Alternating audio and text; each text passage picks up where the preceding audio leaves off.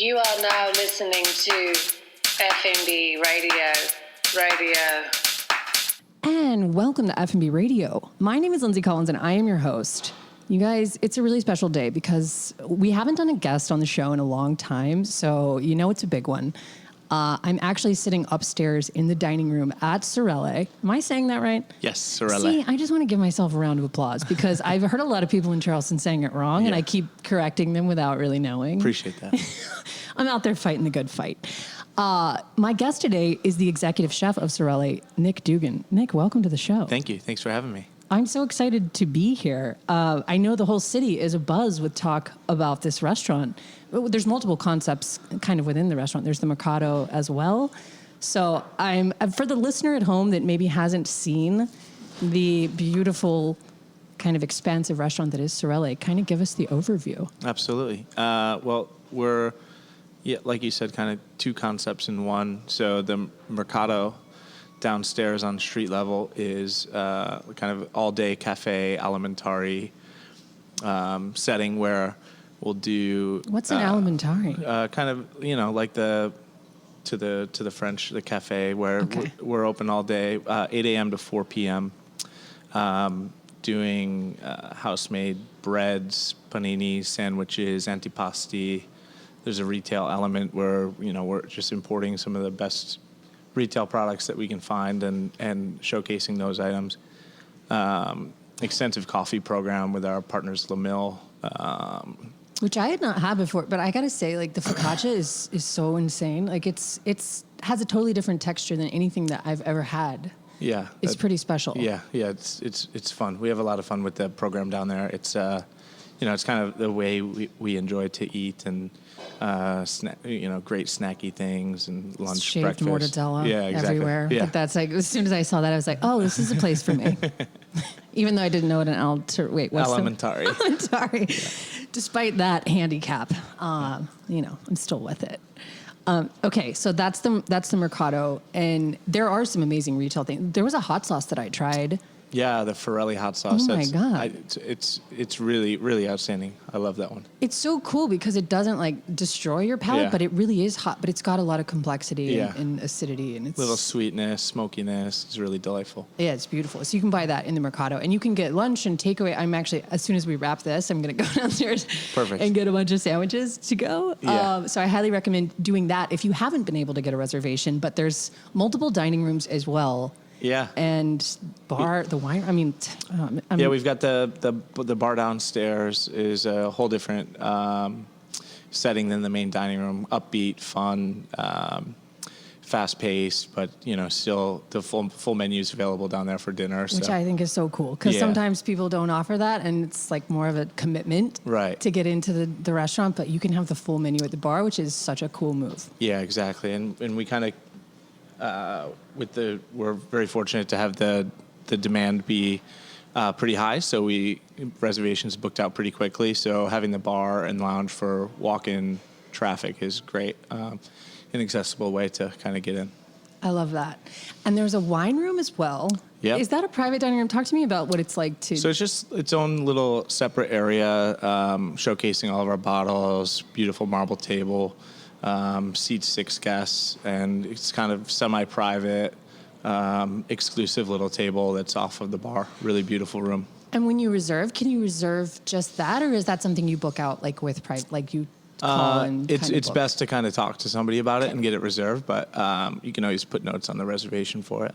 Cool. Yeah. Amazing. And the wine list, I will say, I haven't seen the full wine list, but the stuff that I did see, it's pretty legendary. There's some insane bottles on that list. Yeah.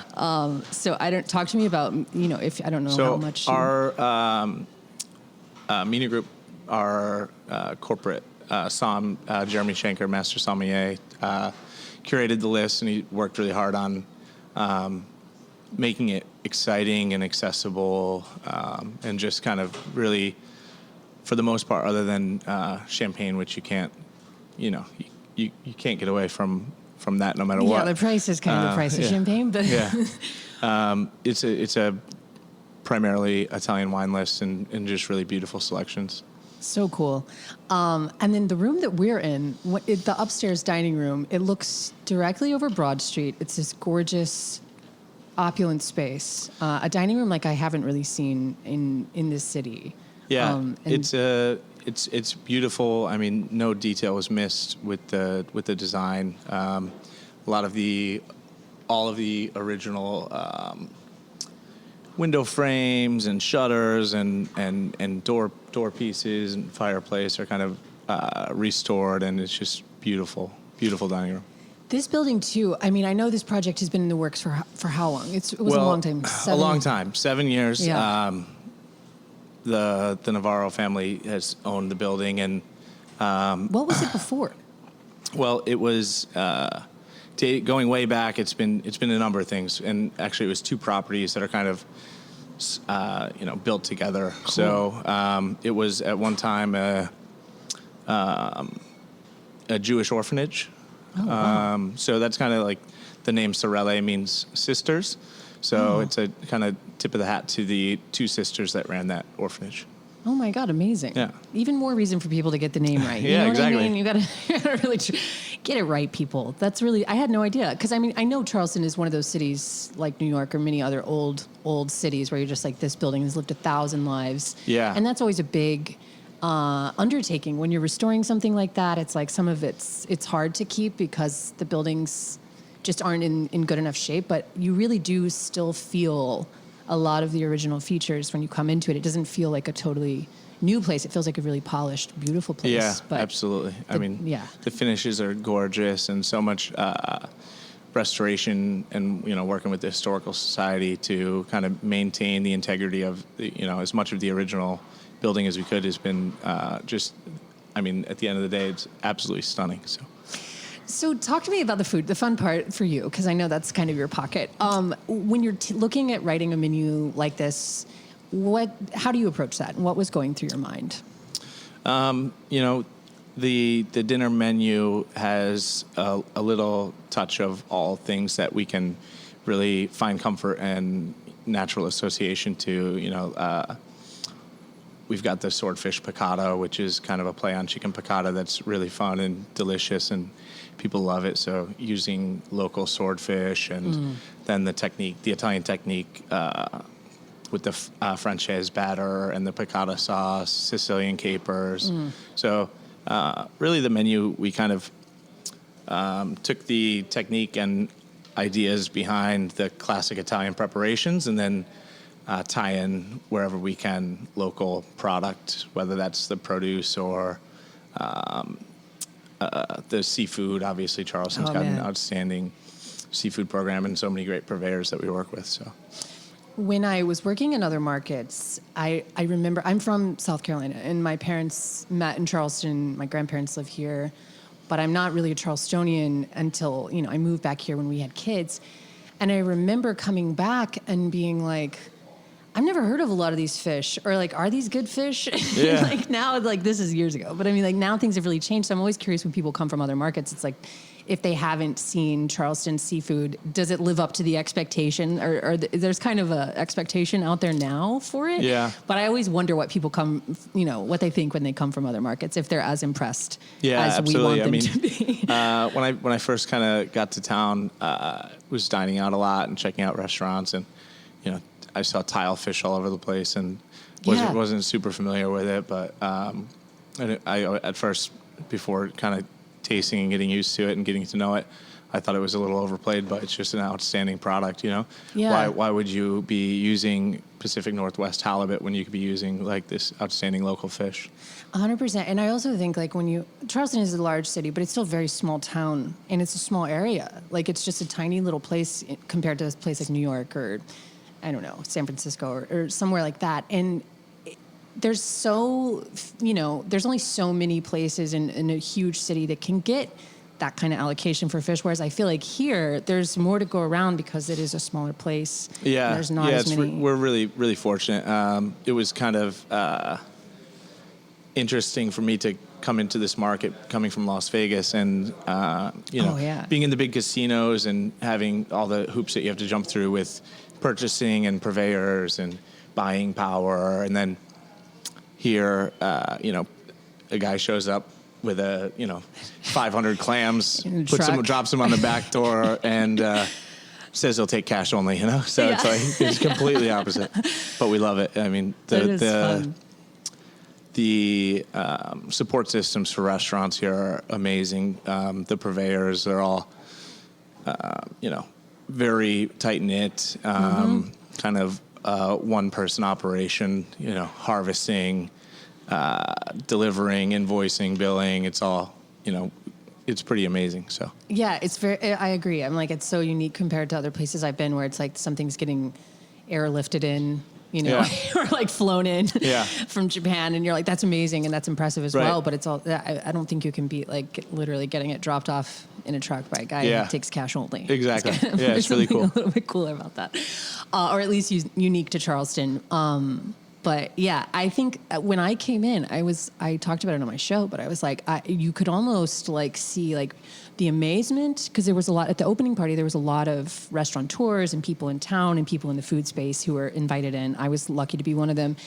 But it was like kind of like overwhelmed. Like people were like, the space is so impressive and so unlike anything that we've really seen in this city as long as I've been here, and I know since before then, that it was like it signaled to me that like Charleston really is evolving and has changed coming out of quarantine. There's so many more people who have moved here, and it feels really amazing and exciting to be like, oh my God, it kind of feels like we're in a place, because I don't think does Michael Mina have any other properties in the Southeast? Outside of Florida, Miami, right? This is it, and then a little further north, we've got Bourbon Steak in Washington D.C. Okay, yeah, but like this kind of area, I'm like that. It feels. I don't know that I've seen another restaurant group come in from. Yeah, and we were obviously really excited to be in this market, and then also it's important to us to become one with the community. I think. There's a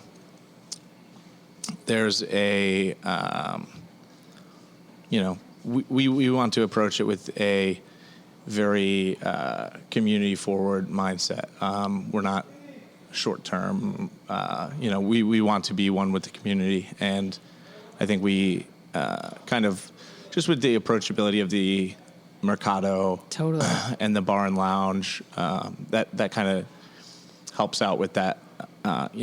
We want to be an asset to the community, not.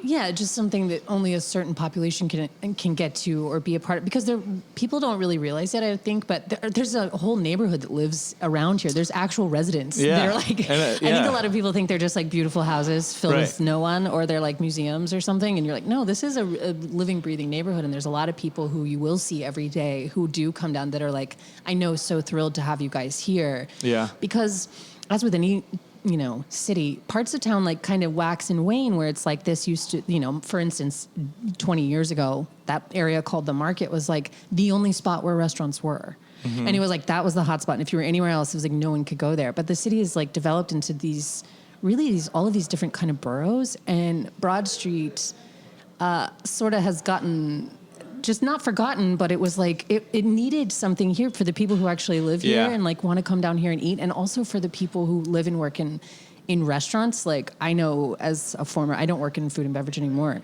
but I do this podcast, and I'm always like looking for something for the people who work there to be able to grab something on their way into work, or have something nearby when you're always kind of scoping out like what's across from me that I can like go and get before my shift. Like, that's a huge, so I think you will be, or are already probably integrated into the community. And Charleston truly is, people talk about this all the time, but it really is a welcoming place. Yeah.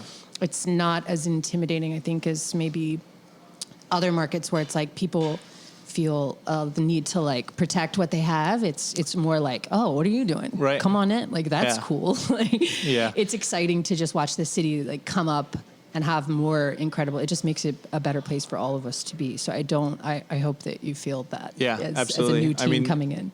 Yeah, really quickly, right off the bat, we did a event in November before the restaurant was even open, actually, and. Just the chefs that were representing their restaurants at that event were so welcoming and kind, and Mike Latta and Jason Stanhope of Fig were just like overwhelmingly supportive and welcoming. So it's just a great feeling to come into a community and that be the response. Absolutely, because you hear stories in other places where it's like people really do get protective. But I actually, when I moved here, I worked at Fig for 3 years, and I ate everywhere at that time, and I was like, there's so many wonderful restaurants here now. The scene changes like every single year. It just keeps blossoming. Yeah. So it's really fun to have you guys here, and I know that the city has just been a buzz about getting to check it out, try the food. What has the kind of response been for the first couple? You guys are really busy. Yeah, it was really busy. We were expecting to be busy, but we weren't expecting the level of demand that showed up for us. So that's an interesting thing to me, because I also thought, just coming in, I was like, wow, can Charleston, like, can it fill up a restaurant like that every single night? And I was like, that's such a telltale thing to realize that, it can, and that's how much the city has changed. Like, I think it got really, like I said, compressed in quarantine, where people were just moving here, and I'm like, I think a lot of people are late to like realizing how many people who are like, down for a meal like this on the regular. Yeah, there's so many guests that we talk to every day that their first line when we're having a conversation is, I live down the street. Exactly. Everybody lives down the street. Right. Everybody. And Right. it's like dozens a day. So that's amazing. Yeah, we love that we can kind of fill and satisfy a need in this neighborhood, and it's just a beautiful, beautiful neighborhood. So really happy. How many kitchens are in the restaurant? So downstairs in the below street level in the basement, we have a prep kitchen. Then we have the main kitchen on level 2, and then on the street level, we have the Mercado, which is a pretty small line, but we have about 3 cooks and a chef that work behind the line in the Mercado during the day.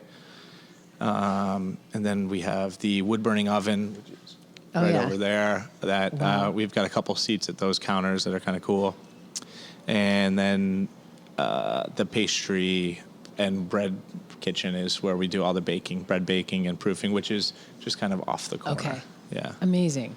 Yeah, the whole I mean, that was another thing. I was like, every time you walk through, you're like going through another area, like taking another turn, you're like, oh, it keeps going. Yeah. Like the building and you're like, wait, there's a kitchen over there, and here's a little wood burning stove. Like it's amazing. Yeah, the design is really, really cool, really fun, and there's so many areas, and it's a very it's a unique space for sure. 100%. What is your day-to-day like? And are you relocated here full time, or are you here? Yeah, I'm here full time. I relocated in November. Cool. So just in time for the holidays, which is beautiful. Oh yeah. But my day to day is show up around 8 a.m., start proofing bread and Sicilian pizza, and then a bake. When we first wrote the Mercado menu, we were thinking like, bake 7 or 8 Sicilian pizzas a day, and it'll be fun and exciting. And now it's like 45. Oh my God. So like way more than we were expecting. But oh my God. We've adapted to it, and so the bake is a big one in the morning. Getting those things rolling. We do our breads. We sell retail downstairs, so. That's a big piece of the puzzle. And then doing the, obviously, baking fresh bread for dinner service. And then around 11:30, the Mercado gets extremely busy with the lunch rush. So then I'll be downstairs helping the team out with sandwiches and paninis and things like that. That's really fun to see, too. Like, when you order a sandwich, like, you can watch them literally slicing the meat, like, building the sandwich, right? There's a partition, but you can get the impression of what's going on and kind of interact with the chefs. You can always tell when someone's, like, they're like, really into it. And watching you build just, it. like, watching over and smiling, and I'll just offer them a little slice of prosciutto. Oh, my God. That prosciutto, dude! All of the sandwiches are so. I haven't even worked my way through the whole menu. I just keep getting stuck on the mortadella. I'm like, I'll just keep eating. Yeah. It's so hard not to get it. Yeah, that's my favorite, the mortadella. It's amazing. Really, really good. It's really good. Okay, so then you bust out a lunch rush. Yep, and then we'll do a team meeting with our management and chefs, and bring everybody together to kind of discuss the plan for dinner service. just go through our daily stats, look over the day before, where we succeeded, where we may have missed the mark, how we're going to improve for the following day. And then we'll look at that evening's reservation. So we kind of sit down together as a team with a coffee for an hour, and then go right into production for dinner. So we have about 3 hours, and then our dinner team on the line, culinary-wise, is about 12 cooks. Wow. So they'll kind of get prepping, and we'll get our day organized, and then at 4 p.m. every day we do a taste, like a lineup tasting, where every culinarian that's working the line will put up one of every dish on the menu. We'll taste through it together to see kind of where we can improve, what we're doing well, what we need to kind of tweak, and then that's kind of how we constantly evolve the menu and the food. Just constant little tweaks to get better each day. Wow, that's amazing. It sounds like a very a big day. Yeah. That's only 4 o'clock. So yeah, and then you go to we work go into service. dinner service, and then it starts hot and heavy right at 5 o'clock. As soon as we open and start serving food, and then wraps up at around 11 o'clock. Amazing. Yeah. How has hiring been? Did you guys bring in a lot of people? Were you able to? We're fortunate to have had a pretty successful hiring in advance. Nice. So our team was pretty well set prior to the opening. That's awesome. We're constantly looking for people that have the passion and excitement and drive to be a part of a team like this, because the demand is really high. So we're always looking for people that are excited to be here and into what we're into. So we're always looking and growing and developing the team.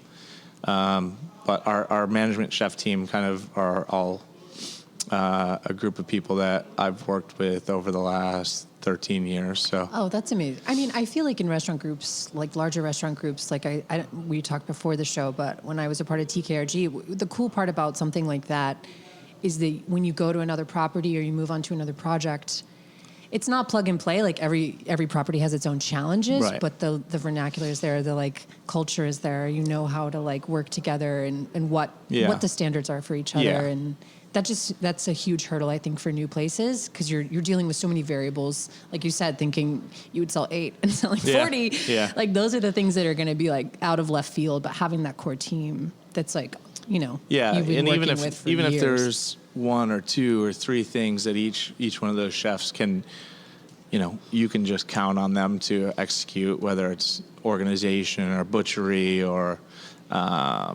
managing the prep team. If there's just 1 or 2 things that they can take off the plate, it just makes the ability to teach and train those that might not have that experience so much easier. Absolutely. Anything else you want to talk about or let people know about? How they can... there's a million ways you can come and try all of the beautiful food. Yeah, definitely come and check out the Mercado. It's from 8 to 4? 8 to 4, Tuesday through Saturday. Okay. We'll be expanding those hours in the next 60 days. Nice. We'll be to 7 days, hopefully. And then for dinner, if you can't get a reservation, my pro tip is to get in at 4 when the bar opens, have a couple of drinks, and then 5 o'clock get that food order in. Absolutely. So full menu available in the bar, which is always nice. I plan to do that as well. For the pizza, like with the brick oven, how do you get those seats? Is that just something you can... you can just request those, actually. Cool. Yeah.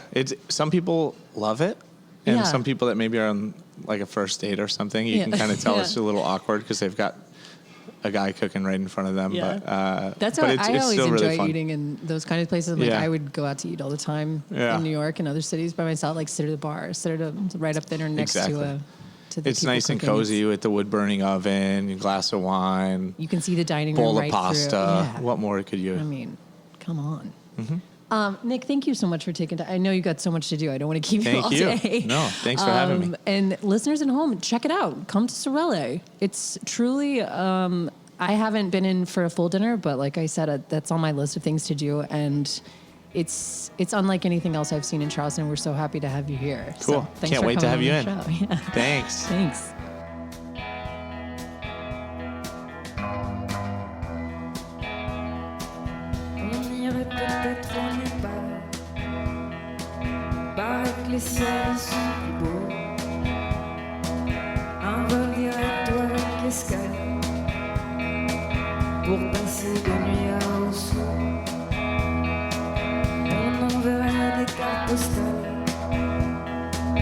laisserai un mot sur le frigo, déciderai de se faire la malle, ta famille, les amis, le bureau. Dans mon sommeil paradoxal, je rêve que j'ai du mal à me réveiller. Suffirait de se faire oublier, comme deux prisonniers, comme deux prisonniers en cavale.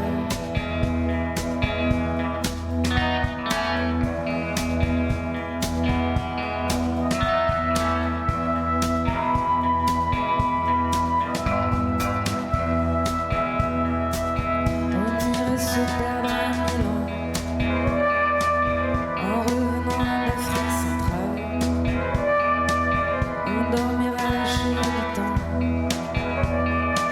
on dormirait à la belle étoile. On irait déjeuner à Beyrouth, on s'endormirait à Montréal. On s'arrêterait sur la route, dans un petit hôtel sale. Dans mon sommeil paradoxal, je rêve que j'ai du mal à me réveiller. Suffirait de se faire oublier, comme deux prisonniers, comme deux prisonniers en cavale.